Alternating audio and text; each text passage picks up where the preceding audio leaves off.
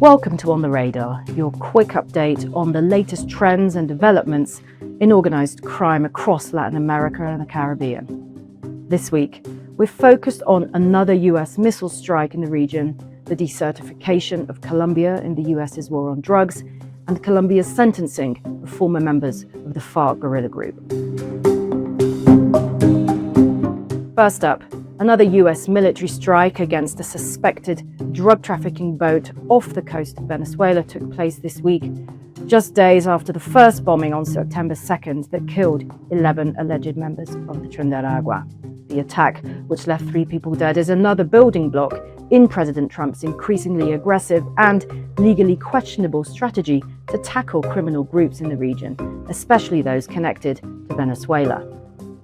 Our view is the perceived drug trafficking threat of the criminal groups Agua and the Cartel of the Suns has been overblown by the United States, and that the recent strikes and military presence by the US in the Caribbean is a quantum shift in anti-narcotics tactics. In related news, the US made another major move in its war on drugs, announcing plans to decertify Colombia as an ally in counter-narcotics. This move is largely symbolic, since US anti-narcotics assistance will continue to flow to the Andean nation because of a waiver, but it does put immense pressure on Colombia's President Petro to ally with the US against Venezuela, as well as up his crackdown against booming coca cultivation and production, which has hit record highs, and the country's powerful criminal groups, some of which are in peace negotiations with Petro's government.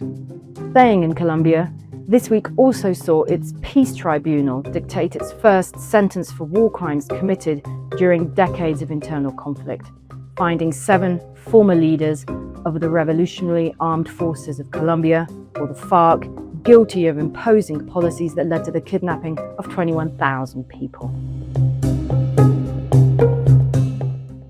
The sentencing is one of the most significant achievements since the 2016 peace accords, but it comes amid widespread frustration over the lack of political will shown by Colombian governments to implement the peace agreement. And kidnapping continues to be a tactic used in Colombia by different criminal groups. Another eventful week in the world of organised crime here at On the Radar. Thanks for watching.